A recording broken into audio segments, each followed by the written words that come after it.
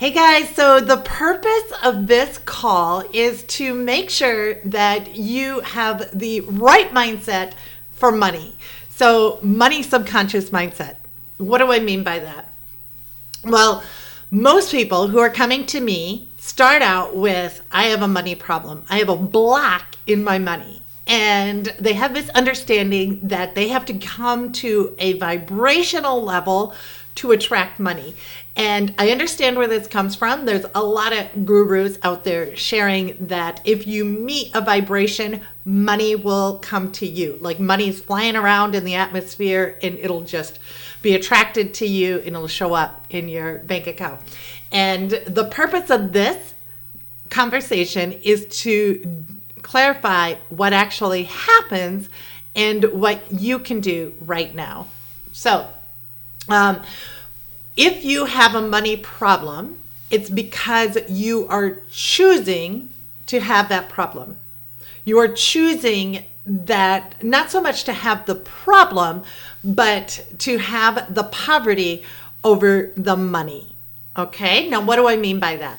There's a few different things. So growing up, we learned that money is evil, money is bad, we shouldn't have money. If you watch the cartoons, it's always the bad guy going after the money, the good guy takes the money, gives it back. It's repeated even in society today. Like I just read an article that said something about how jerks like to drive expensive cars. So it's subconsciously telling you, and it was like the #1 article on Twitter for the day, and it's subconsciously telling you that if you want expensive stuff, you're a jerk. So we are being indoctrinated into this belief that money is hard, money is evil, money is bad. If I have money, something bad's going to happen. So subconsciously, you believe this. And what will happen is your actions will follow that subconscious belief, because couple of things. Your subconscious mind is going 10, 15,000 miles per hour, while your logical brain is putting along at 45, 50 miles per hour. Okay, so we believe we're making decisions logically with our logic, but in truth, our subconscious mind, which is connected to our emotions, is making that choice long before you logically made it. So you made it emotionally. So let's take money, for example. If I have a lot of money, then something bad's going to happen to me. Usually that is the belief. So I got on a call with a woman. She had a lot of money come into her life through selling real estate, but she had to work super hard for that money. And then on the heels of it came all sorts of problems because she just didn't understand how to handle that money. She didn't have a business set up to go through the winter of the business cycle. By that, I mean like the downturns in the economies and the markets. So because of that, she subconsciously believes that the money caused her problems. So when it comes an opportunity for money to come into her life again, she will push it away subconsciously. Okay. So how do we overcome that? How do we overcome this subconscious belief that money is bad, that money is evil? Because really you've been indoctrinated into that. You had no feelings about money until after you learned about it from somebody else, from somebody you trusted.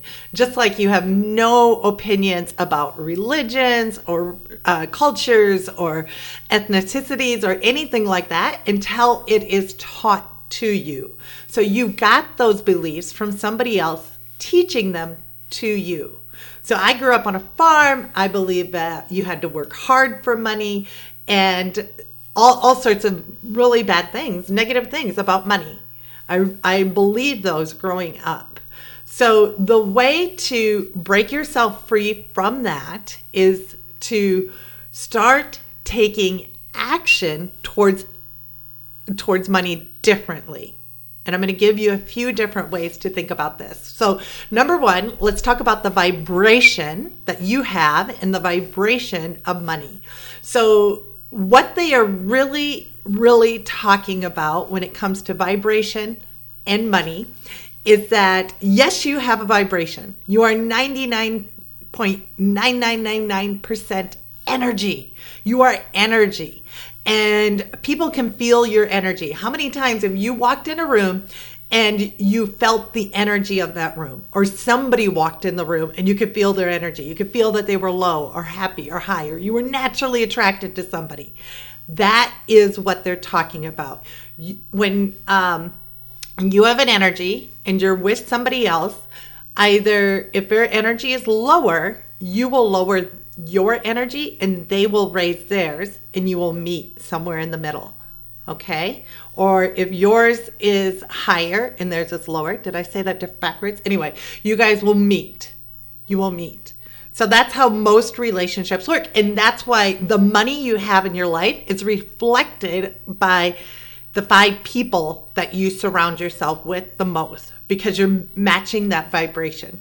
The same goes with health and weight. If you are surrounded by people that have health issues, weight issues, you most likely will have them as well. These are social diseases. So you're attracting them into your life that way. Now, when it comes to money, it isn't so much that the money's flying around, it's that people have a credit card or a wallet in their purse and they want to hand that over to you. They want to give you those credit card numbers, or they want to give you that money. They want to type in their credit card numbers into their account. They want to transfer money to you. And that is what we are talking about, is creating that vibration at that moment. So what most people do is, yeah, I've got a high, great vibration. I'm reading my affirmations. I'm doing the work. I believe in myself. But when it comes to that point in time, when they have to talk about their rates, or when they have to close an account or follow up or do their bank account statements or pay their bills, their vibration goes way down. They avoid it. They don't talk about it. They change their energy really quickly. And that is your subconscious mind kicking in, trying to keep you safe from whatever you feel is going to harm you. And the number one thing that they want to keep you safe from is loss of love of other people. Now, if you are receiving money from somebody else, that is fertilizer on your cause. That is energy into what you believe in. That is energy into the difference you can make in the world. And the more energy you have, the more difference you can make. Okay? So, number one, you have to realize that you are worthy of it, that it is okay. You deserve it. It is good. It is good to receive money, and that you will allow yourself to have it. And number 2 that I want to tell you about is, if somebody is spending money with you, it's not at their loss. Okay? So if they give you $2,000, it's not like they're always going to be out of pocket $2,000 for the rest of their life. If you are doing your job, you are going to increase their wealth, or you're going to increase their livelihood. You are going to make things easier, quicker, simpler for them. So let's say you have a business where you create parties and you are helping busy parents create parties for their kids. By doing so, with them paying you the $500 for the party, you have taken stress out of their life. You have given them free time to spend with their kids. You have given them memories. So the third thing I want to give to you is know your worth. We are not taught how to know our worth in school.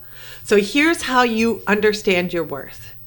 And I have podcasts and podcasts and podcasts about this. So if you have not listened to Radical Shift, I highly recommend it. Like, purge listen to all those episodes.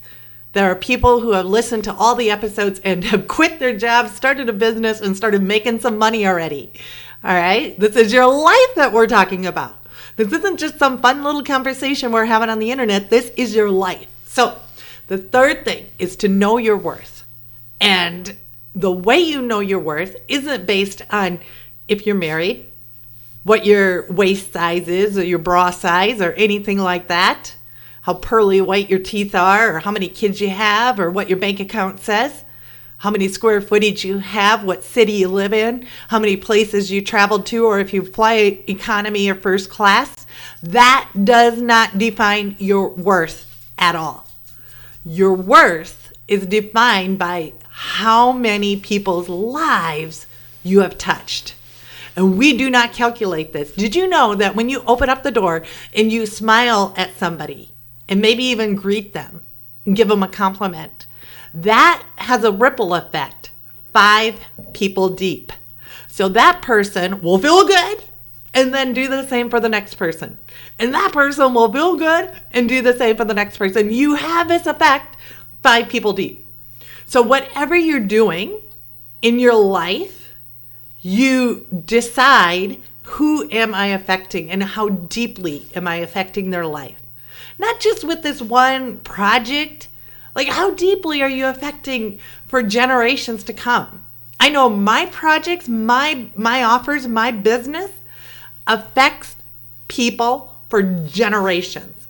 For generations, their lives are going to be completely different. They are not going to be stuck. And this is up to you to decide.